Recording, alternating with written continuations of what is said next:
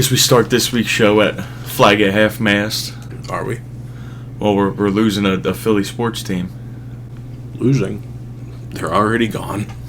I went to their last home game. Did you? On Saturday, yeah.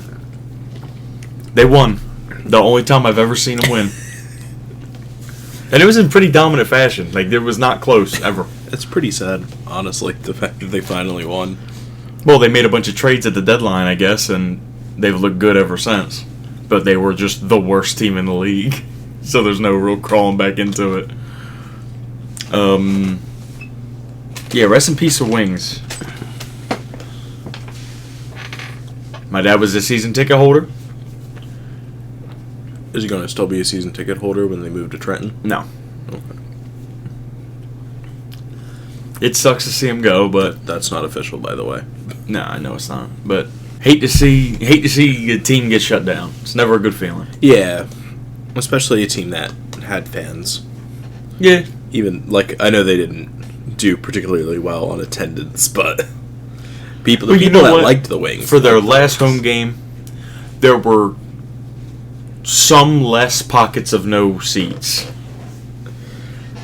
Like, the people that liked the Wings liked the Wings. Like, it wasn't... Yeah, those 12 people really did like the Wings. It wasn't like how some people like the Flyers. And now you get to really hear about how they like the Flyers because they're doing well, but all those years before... I heard they won 5-1 the other day.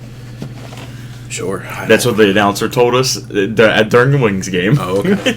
They're in playoff contention. I'm actually surprised. And they'll lose. Yeah, but they made it to the playoffs. Oh my gosh. We're not having this argument again. They're in the top half of teams. Who cares? It's better than they've ever been. You play to win the game. They win the game. They don't. They won't. They won't win the games that matter. I don't care about now. I care about the end of the season. When it's win or go home, if you win those games, you have all my respect. I don't care what you do to Cleveland in January. I care about what you're doing at the end of the season. It sounds like you're projecting.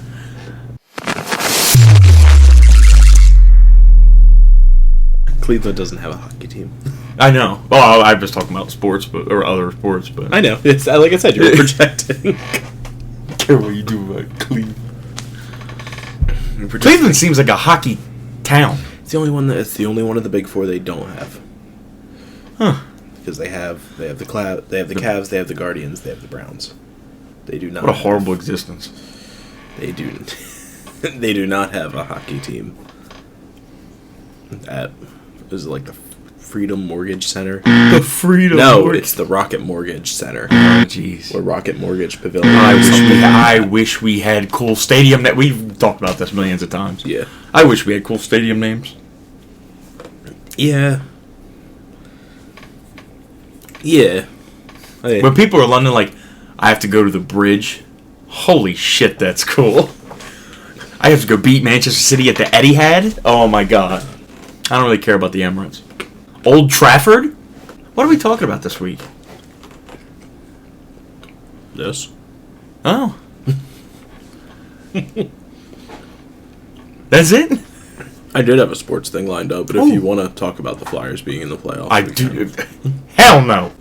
Like, I did see something online that was a toxic Devils fan coping, which was very funny. It's one of those classic, you just don't understand how this sport that you say you like works. And this is purely statistic nonsense, which is like where I just play ball all the time. He had sorted the Metropolitan Division by wins. And it was just like, this is the table sorted by wins, how it should be. And it's like, okay, the Devils are like third in wins or something like that. Okay. However, almost none of those wins are in regulation. Okay. And they have the most regulation losses on the table. Everyone else loses in overtime. In hockey, you get the most points by winning in regulation, not going in overtime. And then second amount of points, winning in overtime. And then I think you still get a point losing in overtime versus... Okay. And it's... Now I know why I don't watch this sport. I think I completely agree with that guy. I don't care when I win the game. If I win the game, I win the game. But if you've lost the game more than everyone else, especially against your division Oh, can you tie in hockey? You get punished for losing a game in the 3 periods more versus having to go to a 10th round shootout. The shootout's just the same as like a shootout in soccer, right? Penalty shootout? Yeah. It takes a lot to get to a shootout in hockey, but Yeah. yes, it's the same thing. That would just be a win or a loss for me. I don't. That's not a draw, but I don't know. And it's like, no, if the Flyers only have lost 5 times in regulation, I think it's more like 9, but I don't know. And the Devils have lost nearly 30. One of those is very clearly a better team than the other, especially when their head-to-head stats have the Devils losing. Just is what it is. It just is what it is. It's something like 3-2-1. It's like 3 points for a regulation win, 2 points for an overtime win. Okay, well, all right, then that's different. Okay, Yeah. because I thought it was just wins and losses, No. but no, it's like a table. It works just like soccer. Yeah. Oh, okay, well then that's different then. Yeah. Okay, never mind. Devils fan is stupid. It's like, okay, and like, I should also note that this has 1 more games is like a game. It's like 41 wins to 40 wins. It's like not actually, it's not like they've dominated this season and some weird math has them out. No, they've barely won more games and they've lost more games less dominantly. Like when the Chargers had the number 1 offense and the number 1 defense in the league statistically and missed the playoffs. Sure, but didn't they lose games? I don't remember. Yeah, but they had the 32nd rated special teams and they lost and they missed the playoffs. Yeah. So here's like the Flyers have 41 points, the Devils have 42 points. Or sorry, wins. 42 wins, 41 wins. But as far as points go, the Flyers have 94 points and the Devils have 87 points. Because the Devils have 36 regulation losses and the Flyers only have 27. The rest were in overtime for the Flyers, which means that they still get a stat boost from it. I hear what he's saying, but that's just one of those things, like, you have to try, like, that's just how your sport works, dude. Yeah, like, you gotta... It's the same thing, like, this sounds like the same thing when I complain of, like, the top 7 teams should make the playoffs, not if you win a division.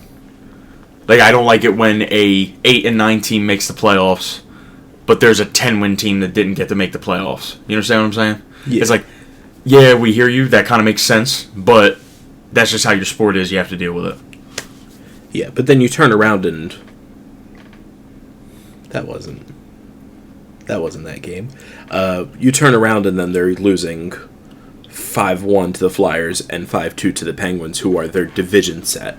It's like, your team just didn't make this year. They're not going to make it this year. They're not as good as the other teams. I'm surprised that Philadelphia decided to be a good team this year.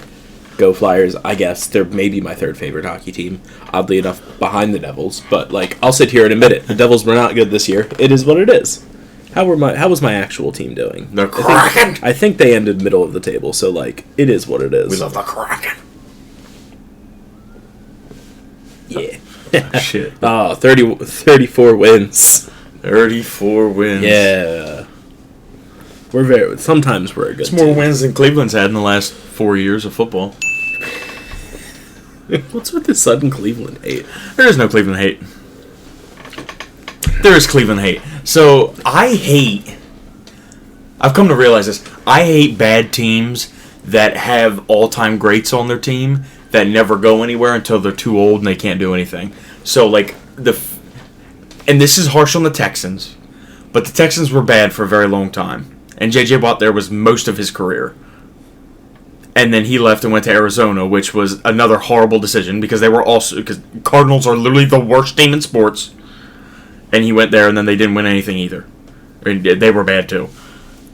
Same thing with like Megatron in Detroit, but Detroit was kind of good when he was there near the end. Whatever. Myles Garrett in Cleveland right now, it's like all Cleveland needed to do is have a quarterback, and that's a playoff team. Like, for the last 5 years. Because their defense has been consistently amazing.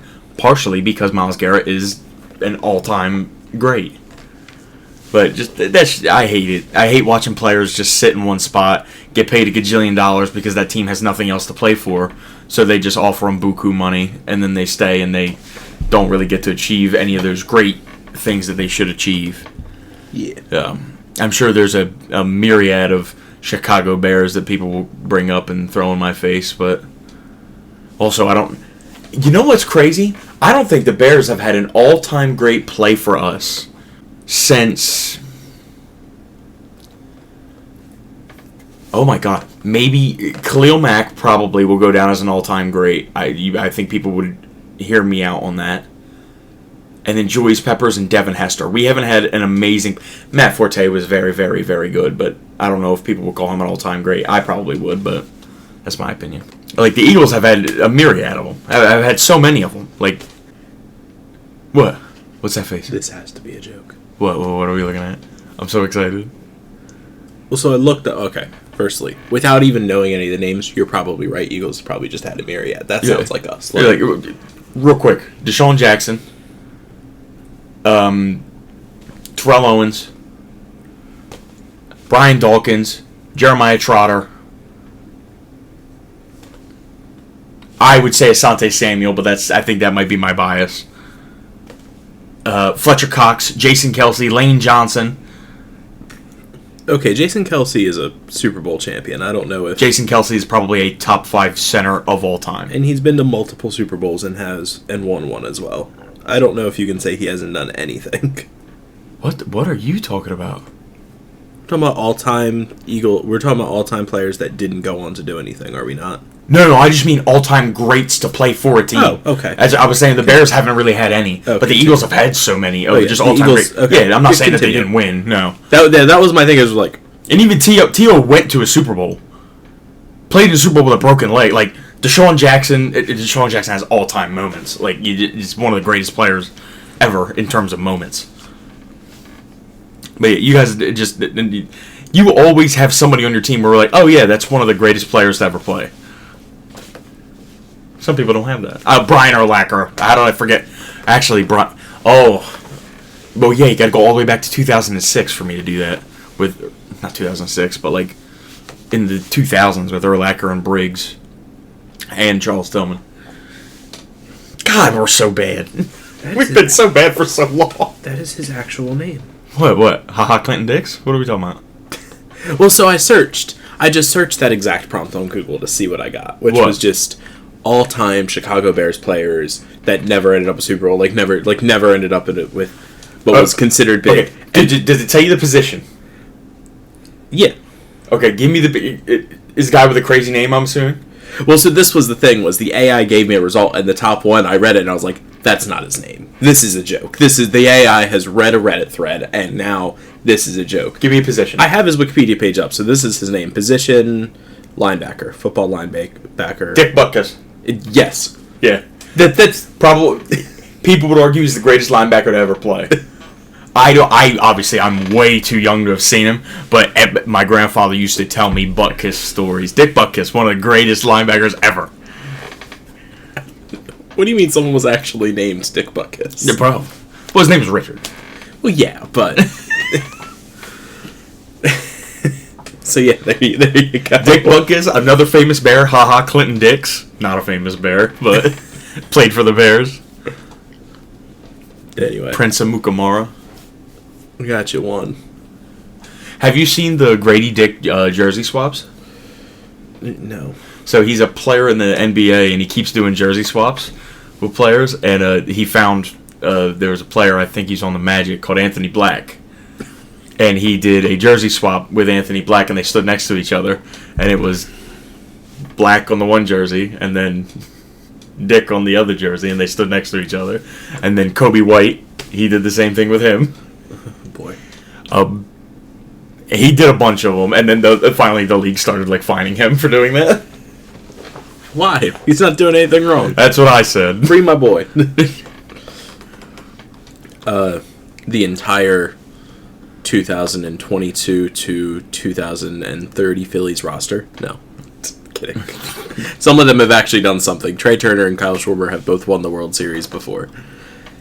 Just, Zach Wheeler, Aaron Nola, Bryce Harper. We've started to look a little bit better. I think we'll end up with we'll still have the good season. Just cope with it now, and we'll hurt less later. Yeah, I don't feel things anymore. Good.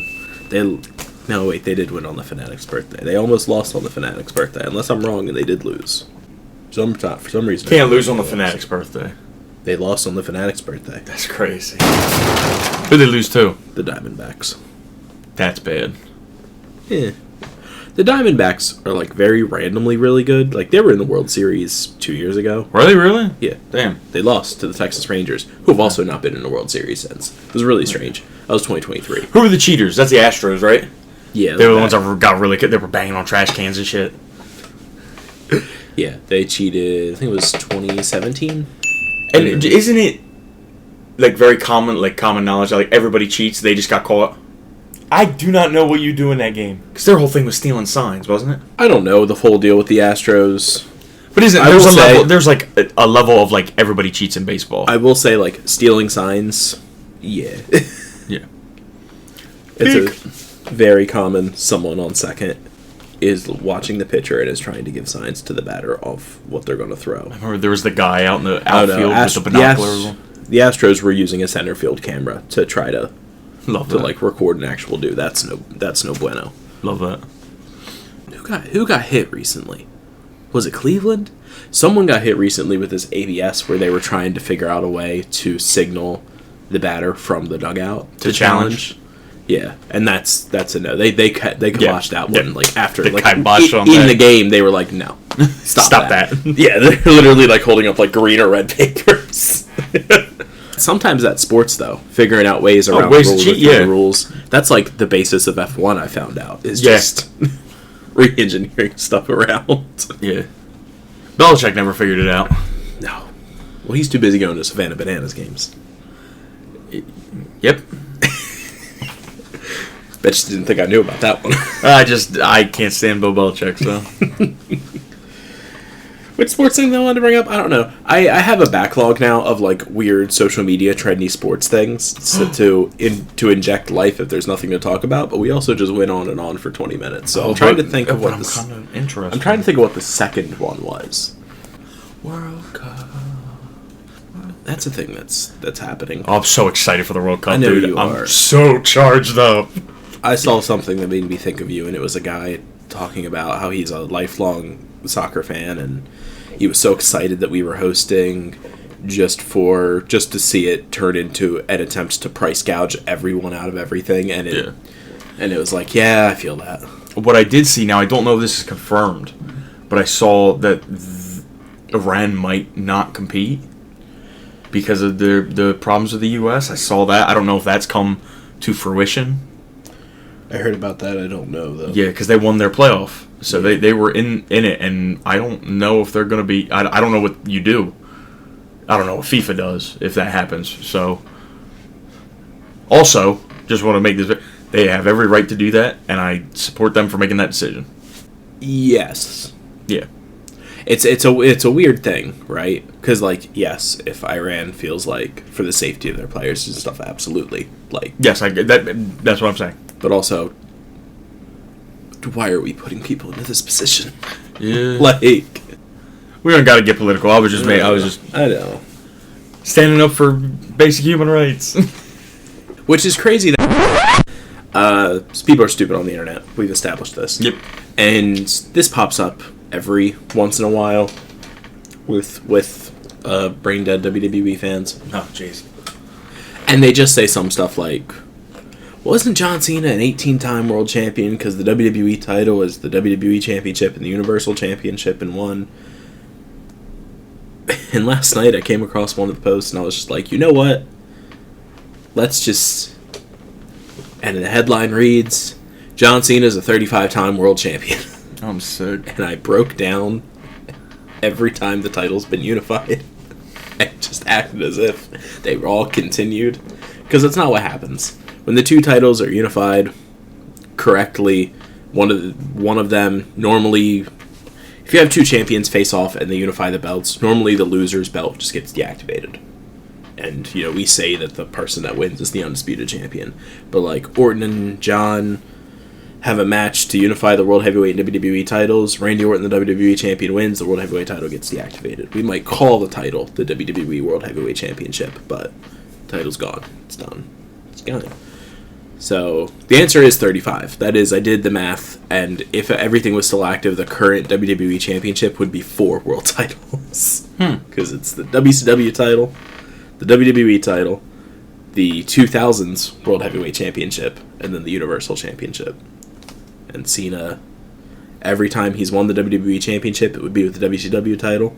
The last 3 times it would have the World Heavyweight title, and then obviously this last time would have had the Universal too. The answer is 35. John Cena, 35-time world champion. Eat your heart out, Ric Flair. He was in the news recently. 4? Is it not good? No, it's I can only assume it's not good. It's never good. WWE did something. I don't know what it was. I think Rick was going to go make an appearance somewhere, and he was bringing something of WWE's, or he was using a moniker. He was doing something. And WWE just went, you can't do that. You're not allowed. We don't want you, because you're unpredictable, and we don't know what you're going to do with this. He, put out a paragraph of a tweet. Shit was hilarious. In the most, Rick, are you drunk again? I love Uncle Rick. I can't be mad at Uncle Rick, man. Just let him do whatever he wants. He's gonna be unpredictable. He's probably gonna call somebody a slur, but you love him. He's like everybody's uncle at the family barbecue that you don't talk about politics with. But he's fun. Okay, maybe he was attending an MMA event, and WWE, now owned by TKO, as you made, that might have been. I don't know. So he lets off a tweet, which has since been deleted. I found out. Woke up this morning to find out I'm no longer allowed to be with Roots official. Roots of Fight. That's what that says. Per WWE. Let me think. I'm the only wrestler to ever be on 30 for 30. Not true. And ranked in the top 25 of all time. Is that true? In a combination, is that true? I don't even know what that is supposed to say, even if it's combination. Because what's ranked in the top 25 of all time for 30 for 30?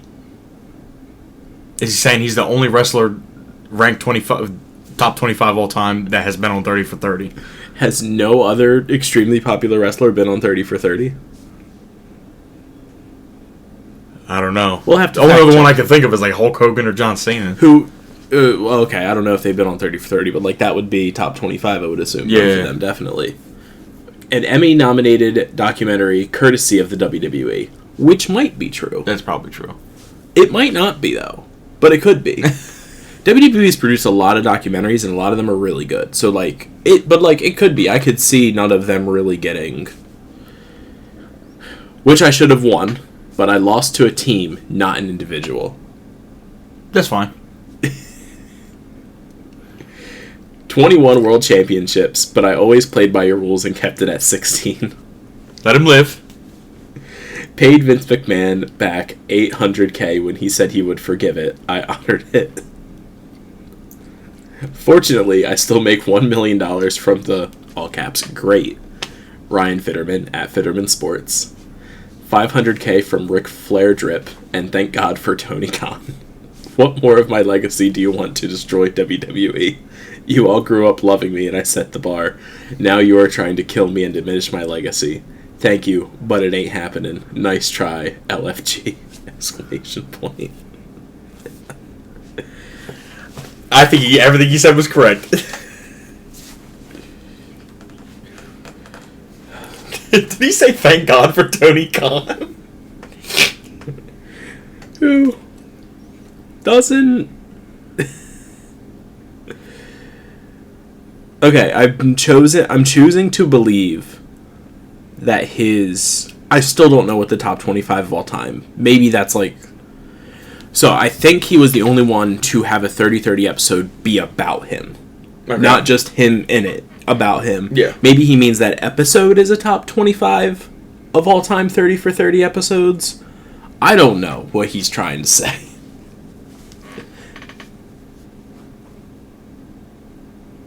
But I don't know. there wasn't a specific. No matter what, he's right. WWE's wrong. They should have let him do whatever he wanted. At least then they'd finally make something interesting. His affiliation with Roots of Fight. What even is Roots of Fight? Oh, okay. So this is a clothing brand. This is a clothing brand that probably stepped over the boundaries on some copyright law, and WWE put the kibosh because that's what they do. Yeah. And Ric Flair's like, "How fucking dare you?" And they're like, Rick, you signed a contract for us to have your merchandising rights. What did you think was going to happen? I hate to see Ric Flair in the news because it's normally some bullshit, but sometimes it's like that, and I'm just like, all right, go off, man, I guess. And he's right. Know. He's right. He's right. I don't know if he is. He is. WWE can't do anything right. Have you seen any of this stuff from the last 2 weeks? I can tell you that nobody's excited about Mania. That's about all I can say. I love Cody Rhodes. And Punk. Oh, God. Did you see Punk's promo after we recorded? He called him Pat McAfee. Just straight up said that. Ooh. Told WWE on air, on a live mic, to lower the ticket prices because no one can afford to go to Mania that actually wants to be there. Just. Who said that? McAfee or Punk? Punk. Okay. Do you know what their response was to this? What? On SmackDown, Pat comes out and cuts what I think was actually not a bad promo on Punk, and then said, "But lucky for you, I did a favor. Courtesy of, was it Dodge Ram? I think it was Dodge Ram. Courtesy, I called up my friends at Dodge Ram Trucks," and said whatever else for the line they wanted them to say. And they're cutting 25% off of ticket prices for WrestleMania Night 1. But not Night 2, because no one cares about Night 2, because Randy Orton's not on Night 2. He's only on Night 1. Oh, jeez. I was like... Listen. And AEW just did this too. They made the same mistake like 2 years ago. Coming out, I don't care how bad this wrestling heel is supposed to be. Coming out and going, "This show fucking sucks and I'm here to make it better," doesn't work. Doesn't work. It doesn't work. WCW tried it. WWE has tried it before and it didn't work. They're trying it now and it doesn't work. AEW did a version of it last year and it didn't fucking work. Like, it doesn't work. It just... Yeah, just like, sucks. Pat McAfee coming out and saying, "This shit sucks. We're bringing the Attitude Era back." It's not. And again, the immortal line, why do I have to come out and see 2 5'5" guys wrestle a 45-minute Iron Man match when Randy Orton is on, when WWE doesn't have 45 minutes worth of wrestling on their 3-hour program? Which, I stand by, is not necessarily a problem. Now, it is right now because SmackDown's not good, but like, you can have a good Pro Wrestling Weekly show and not have 45 minutes of it be actual wrestling. It's fine. That's what the pay-per-views are for sometimes. Now, if SmackDown's not good, so maybe it would help, but... Anyway. Or not. We did a movie. Thank God. I did watch this movie. I watched it Saturday morning. And... the only thing I remember from sitting down to watch it is one quote from Hannah. And it was, "Oh my God, he's hot in this one?" And you might guess who she was talking about. We're talking about Avengers Age of Ultron, by the way. I know. Yeah, but they don't. I know you know.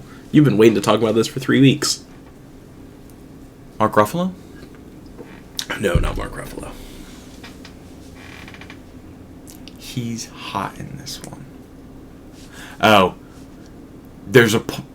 Is it Aaron Taylor Johnson?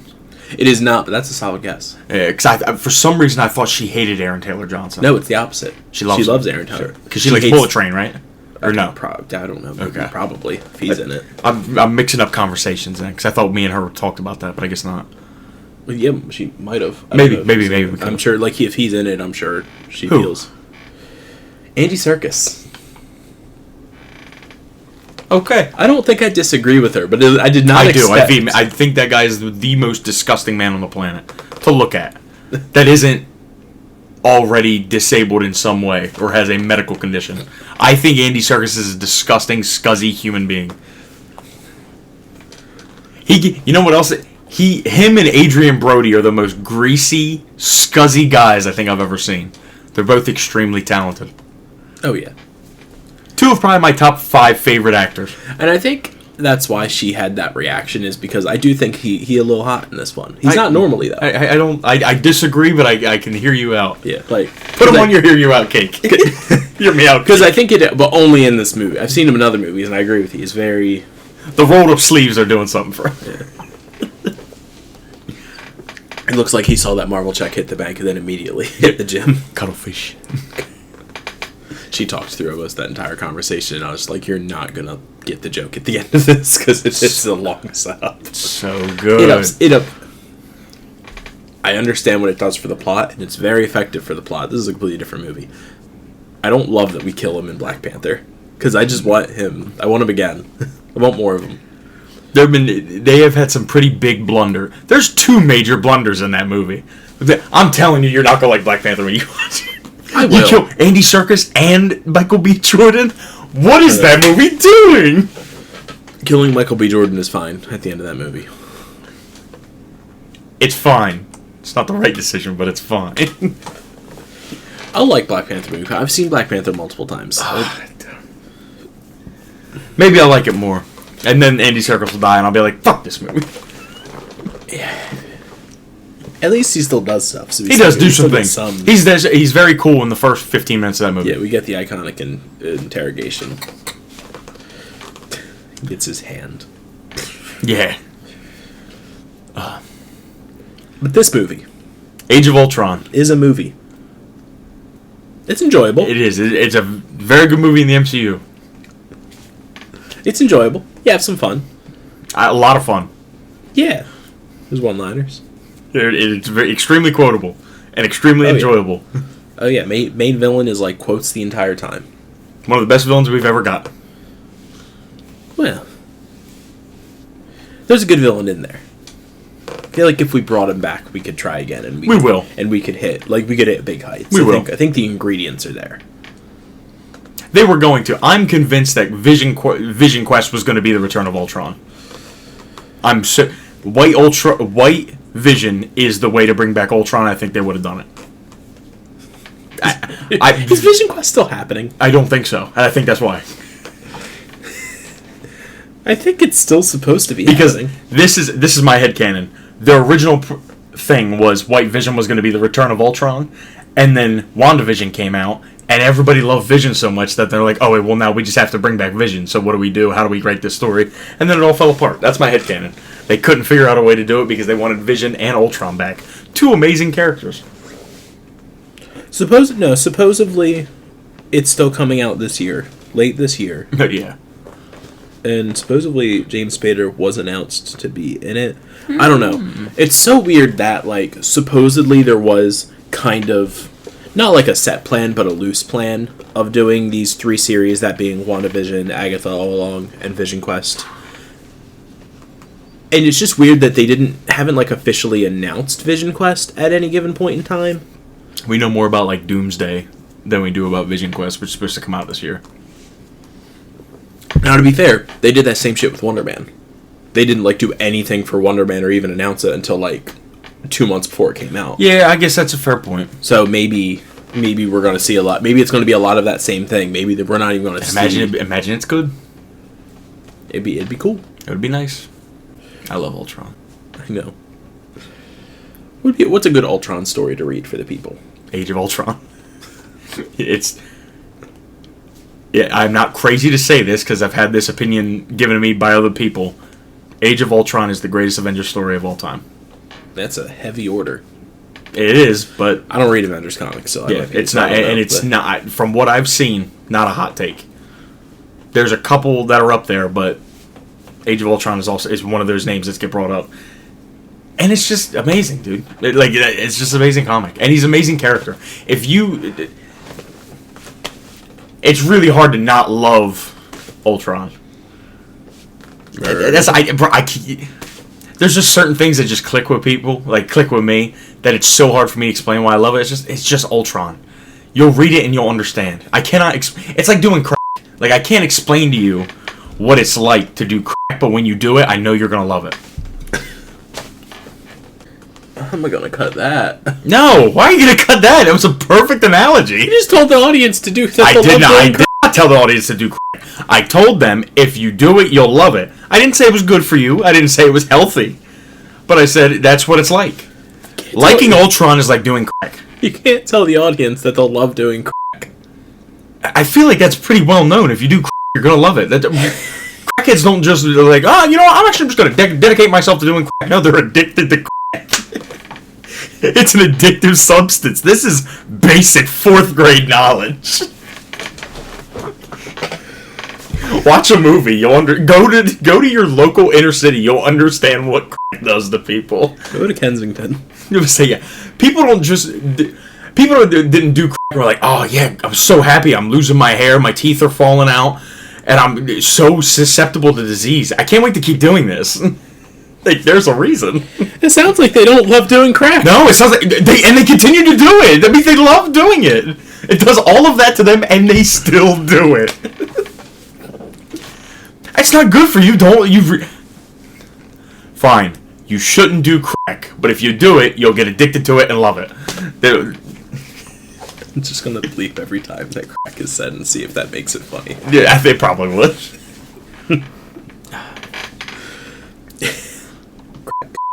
Anyway. So, you want to actually talk about this? Yeah, we'll talk about this movie. We need to figure out a way to actually talk about these movies, because I feel like we didn't actually talk about Guardians at all last week, despite the fact that movie was really fucking good. And this movie is fun, and it is. Like, I'm not being sarcastic. I know it sounds like I'm being sarcastic, but, like, it is actually a lot of fun.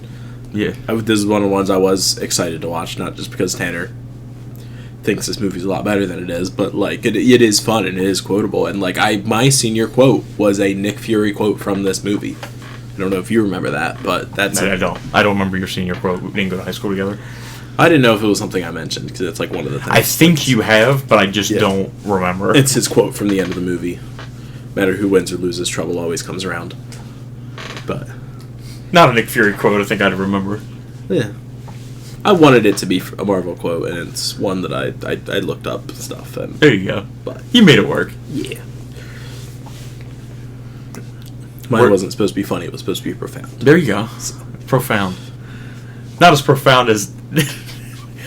I've heard your decision. Since it's a stupid-ass decision, I'm elected to ignore it. It might be the most iconic. Either that, or you need to keep both eyes open. Yeah. Anyway, let's not turn this into a quote-off, even though it would be super fucking easy. Yeah. It's the most quotable movie in the MCU. Very good opening scene. I like the opening scene of berating the Thing. It's just CGI'd, a lot, very CGI'd. Continuous shot of all of them fighting faceless guards and tanks. It's just fun. Yep, it's just fun. Just Avengers fun. And you know what? This is going to sound... I don't think this is a controversial take. But I don't think a lot of people think of it. In a way, is this the only, like, proper Avengers movie? Yes. Like, this is the first, like, they're a team. We get to watch the Avengers be the Avengers. Yep, we're doing Avengers stuff the entire time. Like, not saying that, like, fighting Thanos isn't Avengers stuff, but it's like, this is the difference between, like, an Avengers story and, to quote Jake Gyllenhaal, an Avengers level threat movie. Like, not that, like, Ultron's an Avengers level threat, but one, they create it, and two, like, we do Avengers stuff the whole time. They hang out. Yeah. What a world. Like, the only other time we get to see them hang out, shawarma. Yeah. It's so good. And the opening scene is good. I think it just depends on how you feel about Strucker being very mustache twirly. Yeah. But, like, I'm not going to sit here and tell you that I don't laugh extremely hard when he goes, and we will take them, and we will never surrender. So I'm going to surrender. Oh my god. Delete everything. Delete everything. Oh my god. Alright. right, let's just do it. Just peel the Band-Aid off. What do you not like about the movie? I will not sit here and defend it vehemently if I can understand your point. But just know you're going to hate everything I'm going to say. But I'm going to try to do my absolute best to not be extremely biased. Thor randomly fucks off in the middle of the movie so they can shoehorn in all the Infinity Stone stuff, with the exception of him getting the Mind Stone and putting it into the thing, doing the Thor dream and go to the water reservoir to get the bigger dream. All feels extremely shoehorned in, and I would just rather not do it. As much as I love Skarsgård and Eric Selvig getting to be in another Avengers movie, this does nothing for the plot, and it does nothing for me. And we do it much better one movie before in Guardians, where we explain that the Infinity Stones are around. I understand that Thor wants to know, and that we want to introduce into it in an Avengers movie. Okay. Because they were afraid no one would see Guardians, but, like, it... I don't...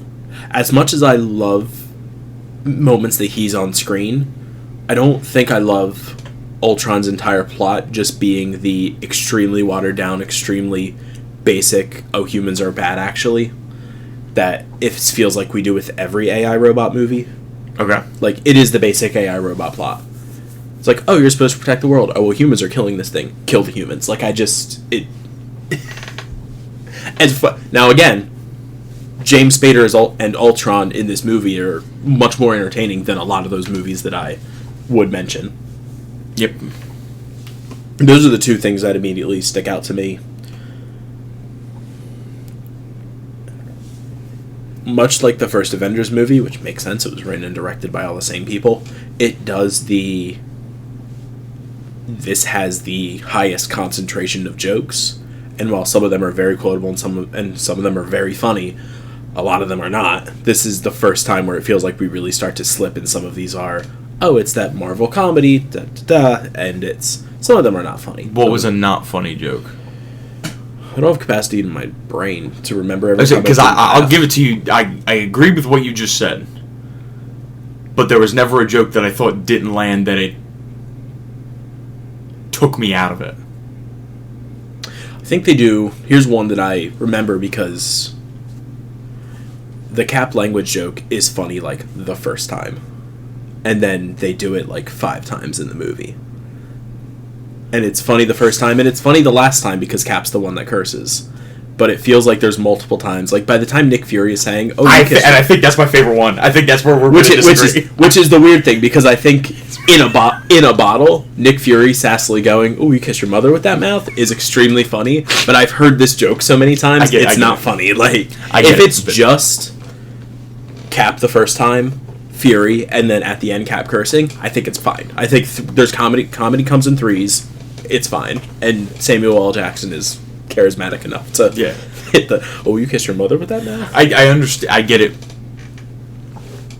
I don't know. I just make it with that joke specifically, I think it makes it feel real.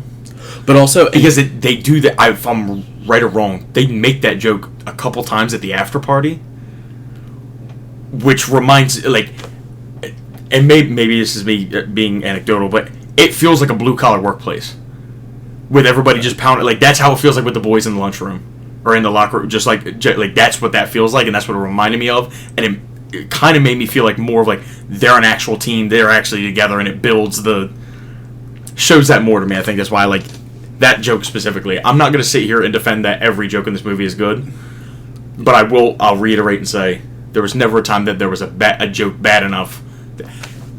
I'm wrong. There was one. The roadies joke I don't think is good. Boom, are you looking for this? I actually don't think that's that funny. Can I be honest with you? Yeah. I love it. I'm sure, and that's fine. But I'm sure the Marvel comedy problem doesn't start here. The Marvel comedy, I will agree, starts here. But I don't think there's a Marvel comedy problem in this movie. I think just agree to disagree in some places. I think this is the one where it starts to show that this is what this will be now. And even though there are movies after this that don't do the Marvel comedy thing as much as people like to say that they do, this is the one that I feel like is what people say. It's jokes every 10 minutes. Some of them are funny, some of them are not. I think overall it works. I think it starts at Guardians 2. I think that's where it starts for me. Okay.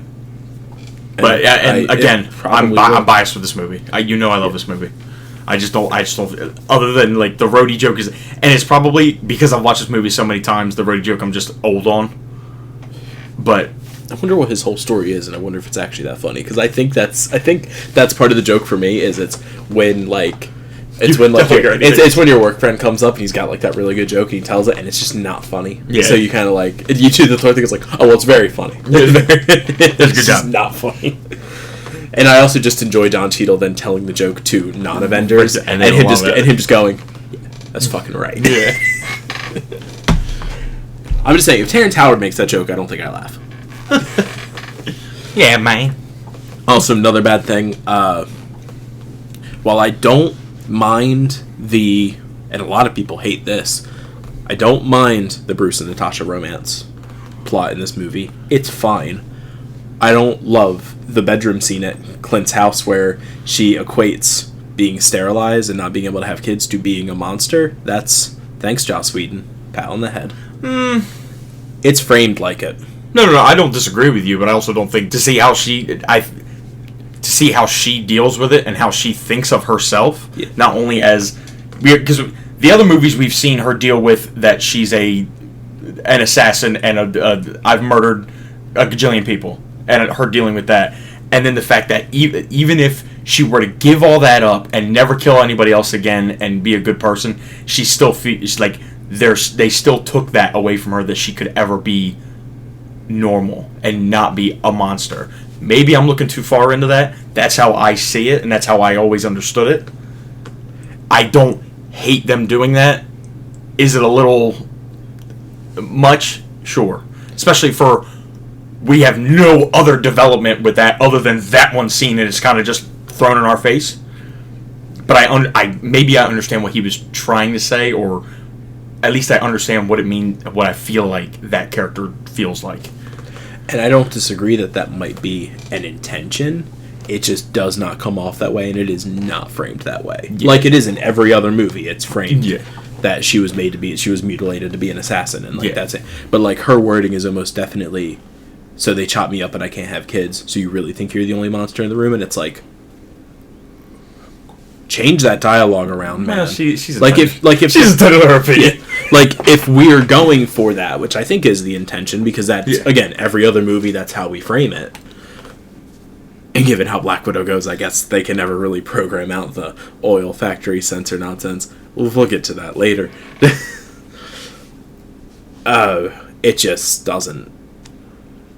And I think there's just enough of the Black Widow Hulk romance in it for me. Just enough. Because I don't think I want this movie to be about this, and I'm okay with abandoning it later. But, they do the bar scene at the beginning, they do the scene at the house, they do the escape scene. People talk about it in the background. It's fine. I don't hate it as much as I thought I did. Yeah. Because I thought it was always a lot, and I think this is the reason why I don't hate it as much as I did. Because I felt like they pushed it a lot in Winter Soldier. Her and Cap.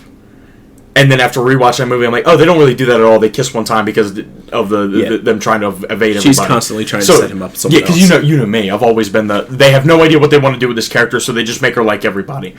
Now rewatching that movie, that's not at all what happened. So I would almost say I like it, but I'm so in the middle on it now. I'm just like, okay, this exists. This is fine.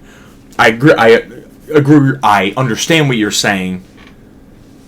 I wish we would have built more up to that point of her feeling like that and vocalizing that, or you know what I think probably makes that work if her Scarlet Witch scene is more focused on that and not her shooting that guy with the bag on his head. Would that change anything for you if maybe it's her like in the operation room, and which she is, that's. I just think have her explain it differently. Cool. I think just you don't know that, because if you watch it without knowing that scene's coming, you watch that's not what you think they're doing. Like you have no idea that that's what they're doing. Yeah. If you make that a little more obvious, maybe that makes. I think they talk because they very much mention the graduation ceremony in her dream, and then that's specifically what she brings up. I don't think that's a connective issue. I just think it's stupid to bring that up that way. I think there's no issue with having her feel like she's a monster for her history of Black Widow. She was an assassin. She killed a lot of people. Yeah, that makes sense. Yeah. I think just having her, when she's explaining it to Bruce about how she feels like they're both monsters, not immediately equating it to the ability to have children, that's where that gets disgusting. Because there's a lot of people that cannot have children that are not monsters, because not having kids doesn't make you a monster. Okay. I don't think that's exactly what they're trying to say, but that is what they're talking about in that scene. But you're being very black and white and not looking at any of the other context. That's what they're talking about in that scene. Because Bruce's thing is about how he can't have sex because he'll Hulk out. I understand. And she's like, well, I mean, it doesn't matter because there's no, like... And also, it has a little bit... I don't think this really comes off in this scene, but it has a little bit of only reason to have sex is to have kids, which is also not how that works, but it just... Keep the scene, change it around, don't make it about sex or having kids. Just make it... You can literally... He just had a Hulk rampage earlier in this movie. You can talk about bodies taken, and I think that's fine. I literally think he can go that he is having trouble living with himself because of all the bodies the Hulk has taken, and he just had.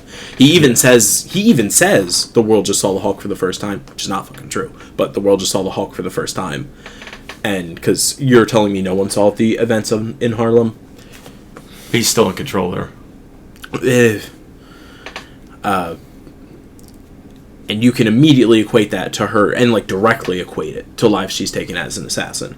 And I'm sure people will still find a way to have an issue with that movie, but at least that could work without having very weird and bad connotations to it. So you would rather them retread the Black Widow assassin trauma than introduce this new thing that they're trying to push to you? Yeah, because that's fine, and I'm not saying that's wrong. I'm just asking. That's what, so you would just rather them stay here, not bring this up at all, and just stay here because it's fine, because it's a very understandable thing.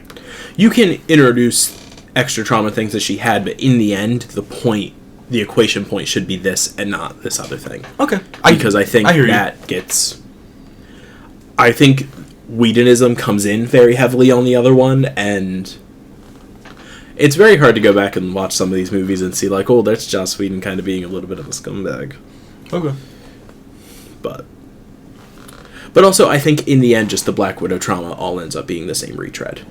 Yeah. So it's like, and we have a whole movie of it. She does just like trauma dump, like almost all the time. Where, if we want to, since we mentioned it once, we want to talk about one good thing the Black Widow movie does do. I think that movie really well addresses the fact that they sterilize the Black Widows and doesn't make it weird or. If I could remember that part of that movie, I'm sure I would agree. It's a scene with Alexei in the helicopter, so you know I remember it, because it has my only two things I like in that movie interacting. Yeah, facts.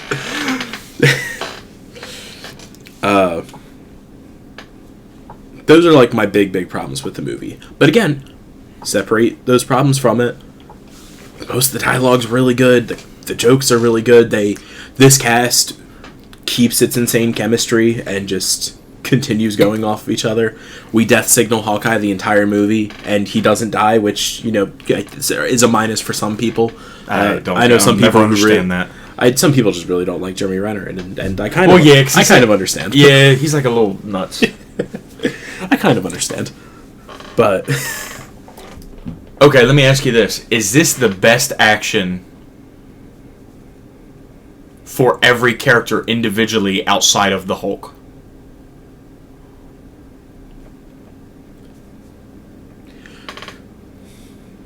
Okay. Hold up. Let's pump brakes. Okay. I think this has one of my favorite Hulk Rampage scenes. I really like him in Hulkbuster.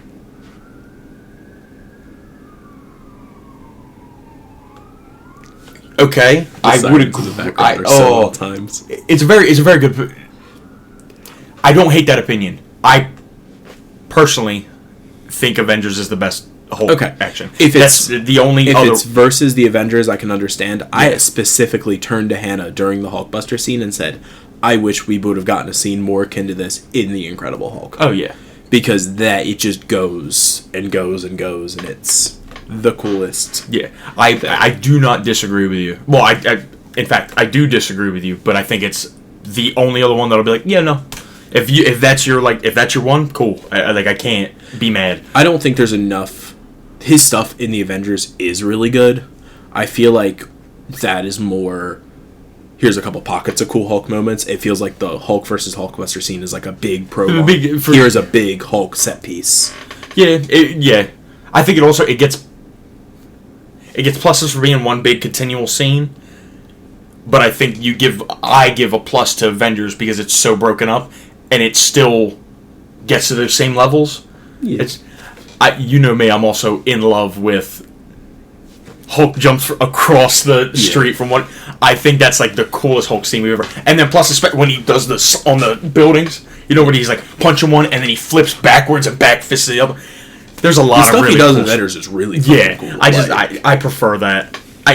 Saying Hulkbuster is the best, I'm not mad at. I think it's a very, very good opinion. I don't know if I agree with that take wholesale. I think some of them get some cool things. Obviously, Hulk versus Hulkbuster scene is really good. But, like, both Cap and Thor, I feel like I get better action from them in other movies. They get a couple of pockets of cool things. Them weaponizing the hammer on the shield is really cool. Cap having his magnetic shield thing the only time is nice. He drop kicks his shield through an Ultron bot. That's pretty cool, but, like, I don't... Versus, like, some of the stuff we get from Cap in Civil War, or even some of the stuff we get from Cap in Winter Soldier, I think is much better for him. And I think Cap, I think you're right, but I think the fact that Cap gets the hammer in Endgame is just peak. That too. So I think I give it to Endgame there, but it's there's no bad action.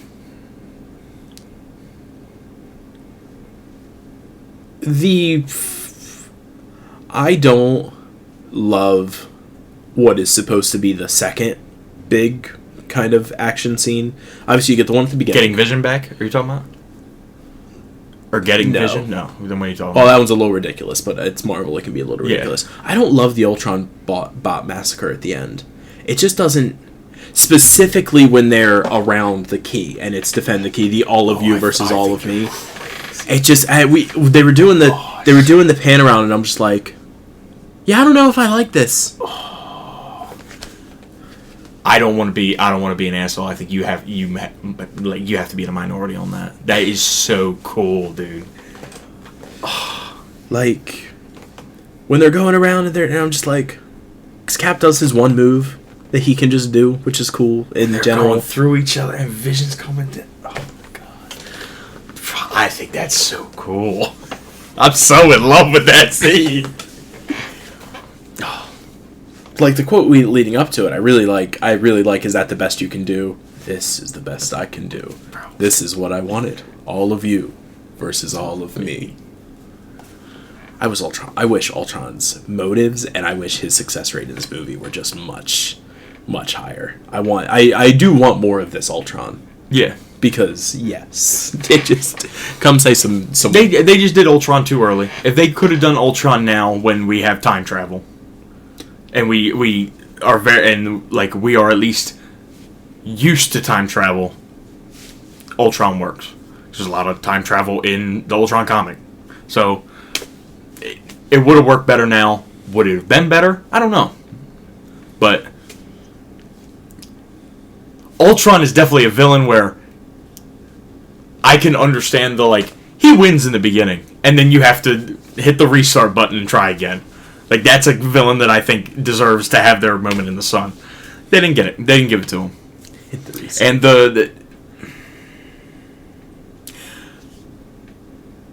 I hear what you're saying with the AI just kill all the humans. Very overdone. It's just the AI plot. I wish there would have been more... I wish there would have been something where, with him and Vision... where there was an original plan with he goes into Vision and then he does something different, and then when they steal Vision from him, it's alright, I can't do what I need to do if they're all still alive. I need to now get rid of them all and then do this thing. I think that would work better. I don't know how you would do that. I don't even have a rubric of what I would do. But to show us that she can feel vision, and then she puts her thing, and then she just watches him drop a meteor on the planet. It's like, so the plan, and I agree with you. So the plan from the beginning is to just kill all the humans. But he keeps talking about evolution. Yeah. It's like, okay, show me the evolution. Like, show me what you wanted to do. And then when they steal vision from you and you can no longer make that happen, because they have the Mind Stone now or whatever, like, do whatever. Like, cool. Then you can drop a big rock on the planet. Then I can somewhat get it, and it makes a little bit more sense. But I do agree with you that the AI plot is definitely overdone and and very fairly doesn't really make sense with the dialogue we get from him. Yeah, he does. He says his words. So he's a lot like Bray Wyatt. Oh my god. He says his words, and I like hearing him say his words. But like, post cult leader Bray Wyatt is just talking nonsense and nothing's really happening. Except for that one time he won the WWE title, that was nice. And then had a bad WrestleMania match. Like this movie, it's just exactly it's the same thing. It's all wrestling. I've been this before.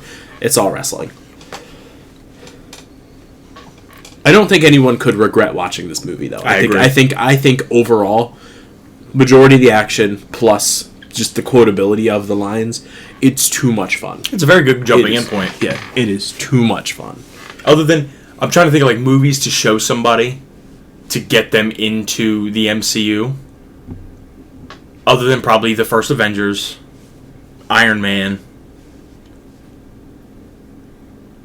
Do you have another one? Guardians is another one, yeah. Like, this is a perfect jumping in point. Yeah. I like that the Avengers movies, well, I would say they all do. I think Infinity War rewards the deep knowledge, but can that's why I didn't say Civil War, because I feel like you need to connect with these characters to see that. Doesn't. Yeah. But like I like that the Avengers movies, obviously with the exception of Endgame, and Infinity War to a lesser extent, but you still can. I like that you can just kind of pick them up and go for it, and it'll reward the knowledge of everything that comes before, but also not kneecap you without it, which I think Civil War is also third in a trilogy technically. Yeah. And I think you could actually do Civil War if you just watched the Cap movies. I don't think it's as nice if you hadn't seen everything else, but majority I think it's hard to do Civil War without knowing anything about Iron Man. They set you up for a lot of it in Winter Soldier. His stuff with his parents and all they set up there. Yeah, but you don't know Tony. Yeah. Yeah. Yeah. Tony's motivations make even less sense if you've never seen an Iron Man movie. He tells you his motivations in the movie. Yeah, I know, but like that's my point. I think it's better if you have and have the context, but I don't think you necessarily don't need it. But that's the same thing with like Infinity War. Infinity War is a good jumping in point because it's like pure spectacle, almost 90% of the time. Yeah. But it's as good as it is because when you have the context, it's so much better. Yeah. But Avengers: Age of Ultron. You go first. I want you to go first because I have 2 scores for the movie. Boy. I have what I want to give it, and then I have what I'm going to give it after I hear what you give it. I have a feeling of where I want to put it, but I want to see where that sits in relation to the others. Because I have no problem putting it there if it sits well with everything else. We're going to be so far apart. I don't know if we are. Oh, I hope not. Oh, wait, those are your scores. Let's go to my scores. Oh. Let's recap our scores before we do this, because now we're what? 12 movies in? 10 movies in? Oh, I never put our Guardian scores in. I know, we never graded it. I meant to say that to you after we left. We didn't? I'm almost positive we did. Oh, no, I'm talking about... That's with my dad. I thought we rated it at the beginning. I don't know. I'll call you if I go to do it and we don't. You know, I think you're right. I'm finishing up the Godzilla thing with my dad. We didn't rate the last movie. Oh, boy. Let's see. Am I okay with that?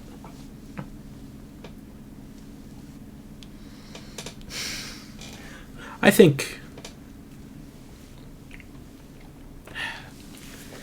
I have a number that I'm okay with you giving it.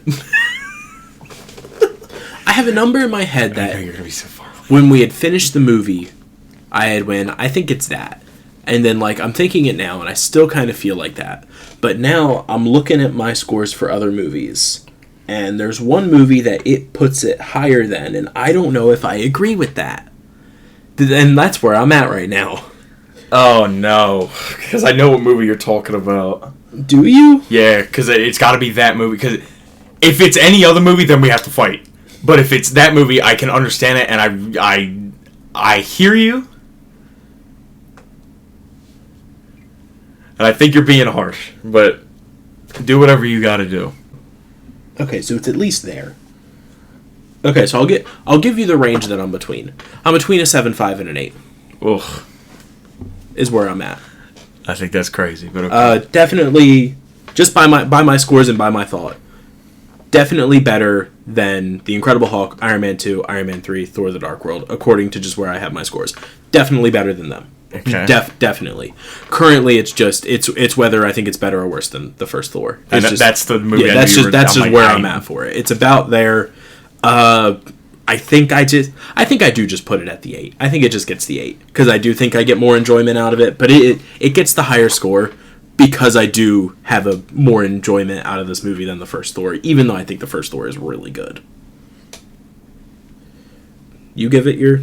I give it a 9.4. That's ridiculous. It's not ridiculous. That's pretty ridiculous. It's the most enjoyable movie I've watched so far. That's enjoyable doesn't mean good, but it's the most enjoyment I've gotten out of a movie so far. That is ludicrous. That is higher than your score for the first Iron Man. I do. I think it's better than the first Iron Man. It's ludicrous. I think the 8's is a good spot for it. I actually think 8's a really generous spot for it. Oh, I think that's crazy. 8's a great score. I don't think 8's a bad score. I don't think 8's a bad score either, but I don't think that movie's an 8. And there's never... I'm never, like... Movies that don't have me bored at any point always score better for me. I'm never bored when I'm watching that movie. There are points in Thor where I'm bored. There's points in basically everything under Iron Man where I'm like, okay, I'm a little... Ugh. Like, Cap, there's points where I'm bored. Cap, there's extended points where I'm bored. Thor 2, there's points where I'm bored. Every other movie back under there. I think Iron Man, I don't have any points that I'm bored. And I think Age of Ultron, no points where I'm bored. Guardians, I almost get bored, but then I'm still in it. But so again, I don't have our... I'm pretty sure I gave Guardians a 9. Okay. Even with that, this is your second highest rated movie. Yeah. Just so you're aware. That's... What do I have above it? Winter Soldier? Yeah. Yeah. That makes sense. I mean, that makes sense, but yeah. That the only thing that makes sense. No, I think this movie is... It's definitely not 9.4. That's... I don't know what it does worse. It's good. I don't know what it does worse than any of the movies under it. Like, if you want to do the typical AI plot, Thor's plot is just as typical. Sure, I rated it better than Thor. Oh, Thor I had at a 7.7. Oh, I thought you had Thor at an 8. No, Thor, and that was the thing, was like, Thor's at a 7.7. It's around here. Like, it is in this same ballpark. I end up rating it better. 8. I think I thought 8 initially. The more I sat with it, the more I was like, yeah, an 8. This feels like the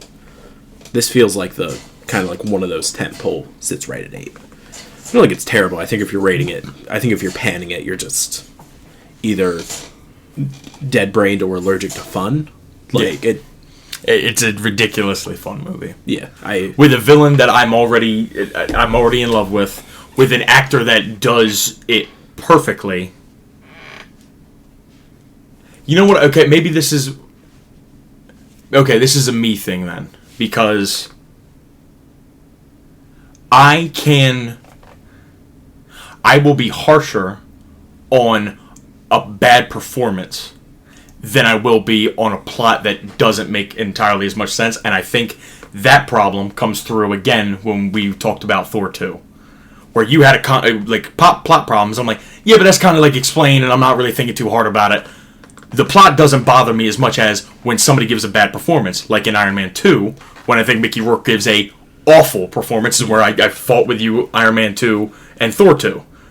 Yeah, okay. It was like, I am much more and I think James Spader does an immaculate job the entire time.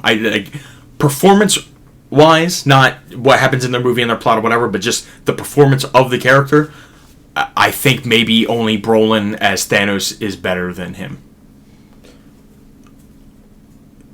I think, by and large, it is hard for a great performance to cover up bad plot than it is for good plot to cover up a bad performance. Now, if there was an exception to that rule, it would probably be James Spader as Ultron. Yeah. I fully agree that it's such a good casting. He does such a good job with it that dude, by himself makes me... I was excited to watch Ultron just for him. Yeah. I knew there was other stuff in it that I liked, just for... And you know where else that comes through? That just what I'm saying? Just the last movie. I think Ronan gives a bad performance. And the plot is so good with Ronan that it's just like... Yeah, I think the plot knows what to do with him. Yeah, and I just think it sucks. And I just think that's... There's a difference. I found it. But that's like the thing... That's the thing with any story. If the plot's not good for a story, that's how the stories. I get you. But I think James Spader does such a good job that it literally doesn't. It never comes to my mind. Like when you said it to me, yeah, I get that. But it's never something that came to my mind that would affect my score. Does that make any sense? I mean, I think taking the stand that the plot of the movie doesn't affect your score is a really interesting one. That's not what I just said. Because if it's a bad plot, what I said was that James Spader does such an amazing job as that character that he effectively makes me buy into the bad plot. And to be fair, I don't think Age of Ultron's plot is bad. I think it's retreading and not great. And that just doesn't bring it. It's just a mid plot. Yeah, that's what I'm saying. It does mid plot with the dark. And from what I'm gonna say is. Maybe this isn't wrong because I didn't believe it when I said it. I think he is just the best performance from a villain we've ever got.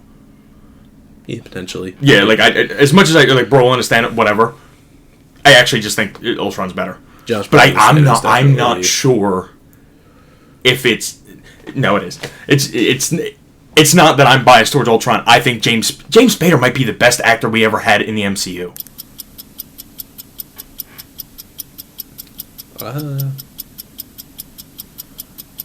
I mean,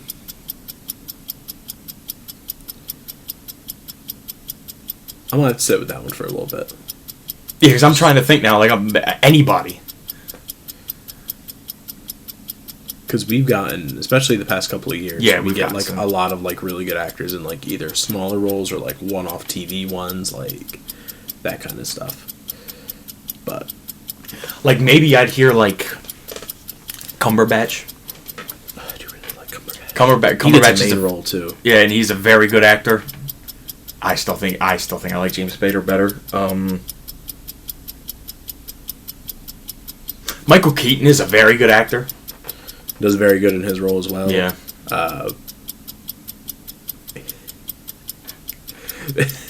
The best performance in his movie, and he's been very good in other ones. Okay, are we just doing good actors in the MCU or good actors that also give a good performance in a good movie in the MCU? I think it doesn't have to be a good movie, but it has to be a good performance. That's why Ultron's here.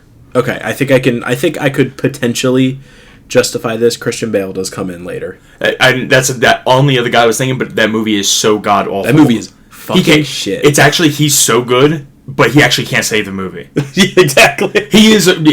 That movie is what Age of Ultron could have been. That's the bad timeline. We can't agree. I also think Anthony Hopkins is really good as his time with Odin. The 3 times we get him, I do forget that's Anthony Hopkins. Yeah, Sir Anthony Hopkins. Let's not be You're right, Sir Anthony Hopkins. Oh my God, that is Anthony Hopkins. That's a good one. I'll hear that one. I'm still standing on Spader. James Spader way, but excellent. He's very good. I think if you have the conversation, it would be insulting to not bring him up. And you know who? It's really insulting that we haven't brought up yet. Samuel Jackson is actually one of the greatest actors of our generation. I take for granted him as Nick Fury so much. You know who I want in the MCU so bad? God, I want Denzel. I want Denzel to do anything. Oh, he would be so good.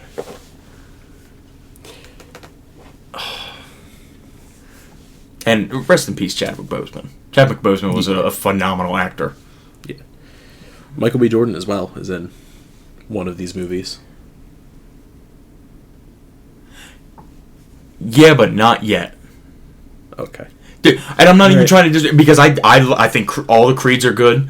With Sinners, he's won his stuff, right? Like he's won the award now. Yeah. That's actually a very good point. Because I didn't think about Sinners is like one of the best movies I've ever seen. So yeah, no, if I'm going to put respect on people that haven't won anything, because I'm almost positive Keaton didn't win anything, I have to. But yeah, no, you're right. You're right. That's crazy. I forgot Sinners existed, and then, bro, he played twin brothers. He played two characters. He could have won main and supporting. You know how crazy that is? That's. If he hadn't, let me. I need to space because I'm not talking about him anymore. Okay. I'm not talking about Michael B. Jordan anymore because I was going to say that and it was going to sound like I was talking about him, and I want to be clear that I'm not. If he hadn't gotten in, this is someone different. If he hadn't gotten into his fucked shit and had kept acting, I think Jonathan Majors comes up in this conversation. Jonathan Majors is a fantastic actor.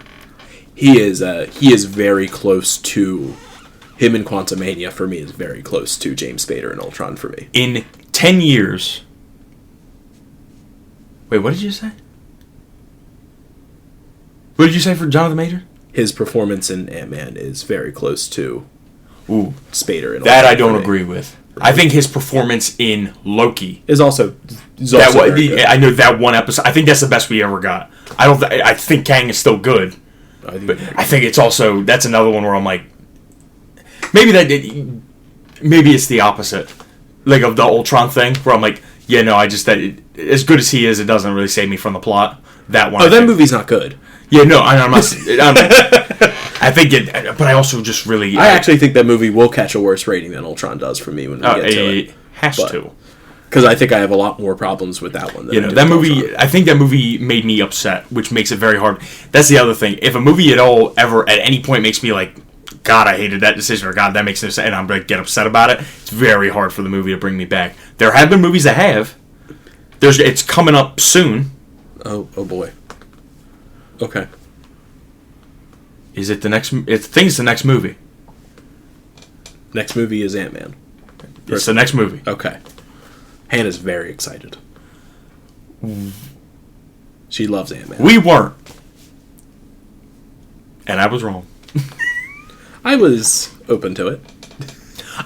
You know, so you crazy? Were not. You were not. I wasn't.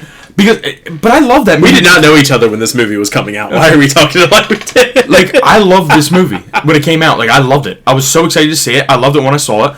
And then, like, I let other people's opinions shape my opinion. I'm like, damn, maybe that movie is just, like, not good. Maybe all that shit sucks. And then I just watched it again. I'm like, no, the movie's just good. I enjoyed that movie. Like, what am I doing? But I'm learning that. Like, I need to watch things and, like, not just go off my memories. Yeah. I'm sorry, who were you? Forrest Whitaker is not a major point in anything, but he is in Black Panther, and I love Forrest Whitaker. But yeah, I think I'm dying on James Spader, and I think the reason I am is because I think he's not only is he one of the greatest actors ever, he also gives a fantastic performance. Like it's not just like name recognition. It is also, I'm going to put on a clinic for 2 hours and show you guys why I am who I am. And I think he does that the best. But Sir Anthony Hopkins is also a very good choice. I didn't even think about that, and it's really good. I have no idea how the public feels about this. I know how I feel about this. I also have, like, for both of the things that you just said, his entire catalog and his performance in the movie, Willem Dafoe is still just, for me specifically. Oh yeah, I forgot. He's technically here. Yeah, he pops in and gives stellar performance in his spot in No Way Home. And then also, I just like Willem Dafoe movies too. Oh, bro, I don't know. That's hard for me. That's the best point you've made. Okay. That's really good. Because I completely forgot Willem Dafoe is in that movie. I would argue he's the main villain. He is the main villain. Oh my god. It's crazy that we were like, oh, maybe we'll finally get a reboot of the Osbournes, and then he just goes, I own this shit, man. That's It So doesn't good as matter. that character. Doesn't matter who you bring. I don't think he gives a better performance as Spader, but God, is he like one of those like legendary actors? Oh, he's so good. I feel like this is the most we've actually talked about any of these movies, but like actually have talked about it. So if we can do this, but for every movie going forward, it'd be great. Okay. What's the best actor that gives a bad performance? Like famous, like that are here that don't get like other than Mickey Rourke. Who else? Someone Mickey else, Rourke, the champion. Who is second place? someone else came to mind at first, but I think you're right. It would just be Mickey Rourke. Portman, probably. She's a good actress. But she gives a good performance in the first movie. She does give a good performance in the first movie. We at least at one point got a good performance. Okay. And does she give a bad performance in Love and Thunder, or is the tone just horrible in the movie? I can't remember. This is not I'm trying to defend Portman. I can't remember if she's bad in that movie, because I remember not liking Chris Hemsworth in the movie, but I don't remember disliking Natalie Portman. It might be she gives a middle-of-the-road performance, and Yeah. the plot just underserves her so much that it comes off bad. But I think I would be confident with saying that, too. I also didn't enjoy her in Dark World either. Dark World, I think she's bad in Dark World. But I think her character was neutered in Dark World, too. Yes. The biggest problem, yeah. I have one. Okay. Harrison Ford. I haven't seen it yet. I'm waiting. I'm not going to see it till we watch Harrison it. Ford, and maybe you'll probably end up disagreeing, but Harrison Ford is so much worse than William Hurt. It is crazy. Also, William Hurt, we should have said. Probably, yeah. Yeah. He's not better than James Bay. It is like people that should have been mentioned, William Hurt should have been mentioned.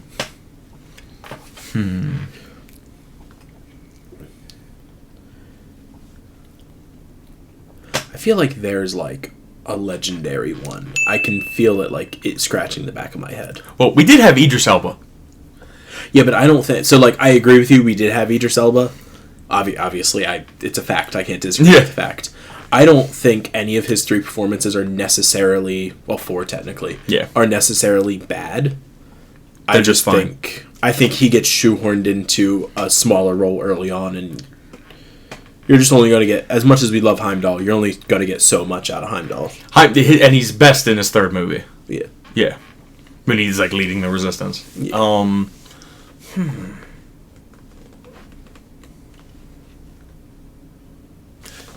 I'm gonna say something good about No Way Home. I could not put Jake Gyllenhaal in this category because as much as I don't think his character's motivation makes any sense, I think he does give a good performance in that movie. Thank you. That's Far From Home, not No Way No, Home. wait, my bad. What's No Way Home? No Way Home's the third one? Yeah. Oh shit. Okay, well, Far From Home. That's why you said it, and I was like, we already talked about No Way Home. Yeah, my bad. You gave a glowing thing about it. Yeah. All three villains give a great performance in the Spider-Man trilogy. Yep.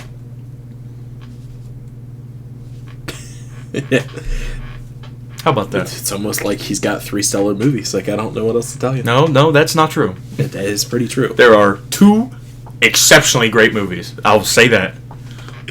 This is such a fun one where I think like our ranking of them are the same, but we just completely disagree on the quality of them. I think I will be kinder to No Way Home than you were to Ultron. Far From Home. Far From Home. It's because I can only think of the good ones. So, Far From Home. I think I will end up, because I will, knowingly going into the movie, be like, do not focus on that you think his plan makes no sense. Just watch the movie. And I think I'll enjoy it a lot more. And I think I'll give it probably a pretty good rating. I can't wait to justify the fuck out of his plan. It's going to be so much fun. Well, but you can't. It makes no sense. It's going to be so much fun. I'm going to do it, too. And it won't make sense, but it's okay. It will. I want to do that, man. I want to take a bad movie. I want to take like a properly bad movie and try to justify the fuck out of it. Maybe I'll watch Eternals extremely closely and I'll just try to go off. That's a good movie. Who's in that movie? Robert Stark. Okay, Salma Hayek. I want to be clear about something. That wasn't me trying to say something. I was actually legitimately asking who's in that movie. It was like Jon Snow, isn't it? I don't know. No, Jon Snow's That's why I asked. Oh, it's that guy. Well, it's the guy who cheated on Sabrina Carpenter. Who I don't know his name. Barry Keogh, I think is his name. Angelina Jolie's in there. That's another one for worst performances. Okay. Salma Hayek, GOAT. And then, oh my god, I know him because he's also in Bullet Train with Aaron Taylor Johnson, and he also, I think, has a double barrel last name. It's the black guy. He was Bumblebee in Transformers 1, and he's in the Godzilla movies. He's oh my god, I'm so upset. Help me. I'm getting there. Oh. Are you talking about Fastos? Yes. Brian Tyree Henry? Brian Tyree Henry. He's in that. Salma Hayek's in that. And is it Angelina Jolie? Yeah. Yeah. Is it Don King? Or no? He's the Asian man. I can't remember. I think he plays Gilgamesh. I think is the name of the character. Oh, that's why I didn't know. You know what? He's in Train to Busan. He plays a really cool character in Train to Busan. I'm almost positive. Unless I'm thinking he is in Train to Busan. Yeah, he plays like the most badass character in Train to Busan. We also didn't mention Ben Kingsley, Sir Ben Kingsley. Yeah. Okay. We didn't. All right. I'm not disrespecting him. It's just not. I don't think he's on. I wanted to mention him. He is that guy. He's that guy. I gotta stop.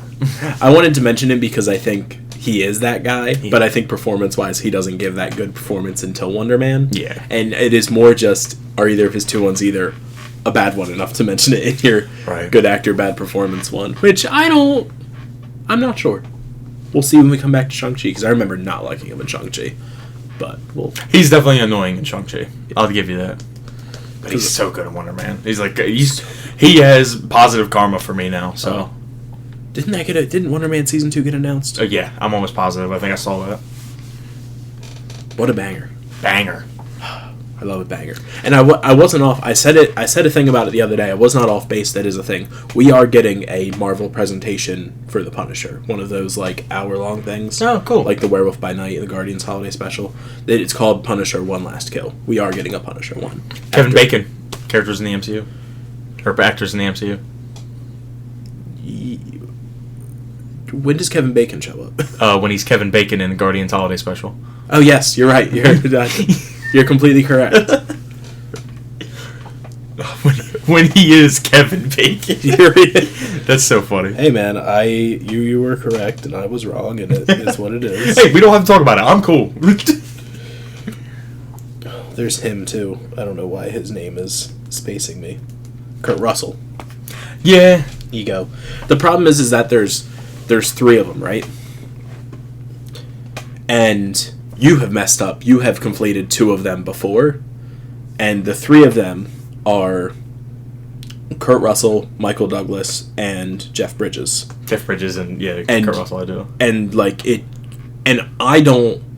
I'm good at getting Bridges out. I'm good at being like, no, that's Jeff Bridges. For some reason, whenever I think of Ego, I think it's Michael. My brain says Michael Douglas. I was like, it's not though. That one doesn't make sense to me. I don't know why. And I was like, no, because I know who Michael Douglas is. That's not Michael Douglas. You know why I think I get Jeff Bridges so messed up? Because as much as he is, it's Jeff Bridges in Iron Man 1. It's probably the first movie I saw with him in it. Yeah. I remember Kurt Russell in The Thing, with the long hair and the beard and everything. And then the Jeff Bridges movie that is like comes to the forefront of my mind, which is so disrespectful to him, is R.I.P.D., where he has literally the full beard, the long gray hair, and that's just what's stuck in my brain.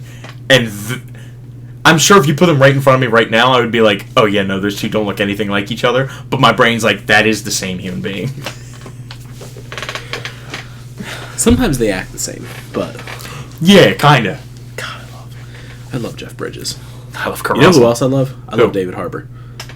Yeah, you do. You are a big fan. I am a big fan also. I don't think he has the backlog yet for me to do that. He doesn't have a good performance on his own. That isn't true, but what do you mean? Give me a movie where he's the leading man and gives a great performance. So do you want Violent Night, or do you want the? No, it's not a good performance. Or do you want the other? I guess you could consider him not the leading man in that movie. What movie? The Gran Turismo. I guess. Okay, you could potentially he is consider- very good as a supporting actor in Gran Turismo. But he's like the main supporting actor, if you could say main supporting actor as a thing. Yes, I would say, and I would say the same thing for Stranger Things. He's probably the best supporting character in that whole series. In that whole series. And you're right, because the movie where he's the leading man, he does a good job, but the movie's bad. Yeah. Fuck. Anyway, I wasn't going to try to put him in there. I was very much going to outwardly say. He will have a movie like The Wrestler or like The Hurt Locker. I just see him in that type of like a grungy, gritty movie, and he'll fucking explode. Anyway, do we have anything else? I'm sure David Harbour is the good timeline Mickey Rourke.